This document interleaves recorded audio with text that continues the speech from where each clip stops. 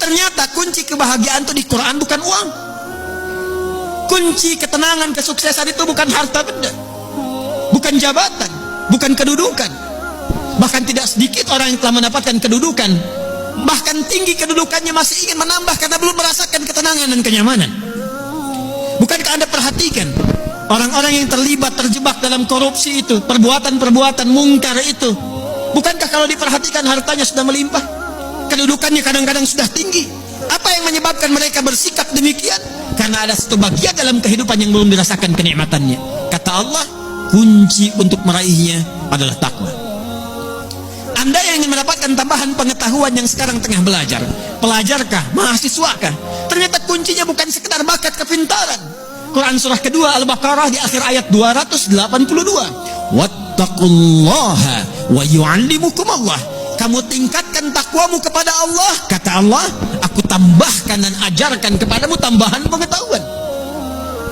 Kunci kebahagiaan ternyata bukan harta, bukan kedudukan. Quran surah kedua Al-Baqarah di akhir ayat 189, wattaqullaha la'allakum tuflihun. Tingkatkan takwamu kepada Allah, kata Allah, aku tanamkan kebahagiaan di setiap etape kehidupanmu. Rumah tangga bahagia, pekerjaan bahagia, kehidupan sosial bahagia. Hadirin, bukankah yang punya harta adalah Allah? Bukankah yang punya ilmu adalah Allah? Bukankah yang punya kebahagiaan adalah Allah? Tapi menariknya, kita tahu, kita menyadari yang punya ilmu Allah, yang punya harta Allah, yang punya kebahagiaan Allah. Tapi kita yang mengatakan itu semua adalah milik Allah, jauh dari Allah. Bagaimana semua itu bisa diraih? Bukankah hukum mengatakan orang yang dekat dengan seseorang yang punya kapasitas akan punya akses mendapatkan kemudahan dari kapasitas yang dia miliki? Orang yang dekat dengan pejabat dibuka akses dari jabatannya. Orang yang punya kedekatan dengan orang yang punya harta dibuka kelapangan untuk mendapatkan bagian dari hartanya. Hukum itu berlaku seseorang yang dekat dengan Allah, apa yang sulit bagi Allah untuk melimpahkan kepada hambanya. Jadi problemnya, kalau ada orang sukses di pekerjaan, kurang bahagia di rumah tangga, mungkin mohon maaf bukan karena kurang dolarnya, bukan karena kurang hartanya, boleh jadi yang kurang takwanya. Kalau ada orang yang merasakan kurang mendapatkan kedudukan, bukan kurang tingginya, bukan kurang hebatnya, mungkin yang kurang takwanya.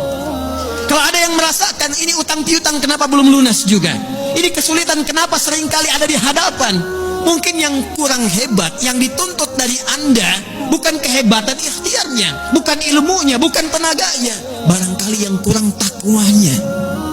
Itu yang menjadikan Nabi seringkali mengingatkan kepada setiap umatnya dari sejak zaman sahabat ridwanullahu alaihim jami'a, yang diteruskan dengan riwayat sampai ke kita.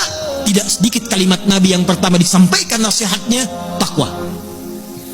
Al-Imam An-Nawawi rahimahullah saking pentingnya dengan takwa ini menyantumkan nomor hadis ke-18 dari Al-Arba'innya, an Mu'adz bin Jabal wa Jundub bin Junadah radhiyallahu ta'ala anhuma, anin Nabi sallallahu alaihi wasallam qala, ittaqillaha haitsu ma kunta wa atbi' sayyi'atal hasanata tamhuha. Bahkan kata Nabi, kalau Anda ingin jadi orang baik, orang hebat, orang yang mudah didambakan di setiap keadaan, bertakwalah kepada Allah. Ketika takwanya meningkat, keburukannya Allah tutupi, kebaikannya nampak. Siapa yang tidak senang dengan orang baik? Kalau dia pejabat, dia akan menjadi pejabat yang baik. Kalau dia hartawan, dia akan menggunakan hartanya pada kebaikan. Kalau dia ilmuwan, dia akan kreasikan ilmunya pada kemaslahatan. Jadi siapapun yang mampu meningkatkan takwa, kata Nabi, Allah akan rubah pribadi itu menjadi pribadi yang lebih baik dan bermaslahat dengan takwanya dalam kehidupan.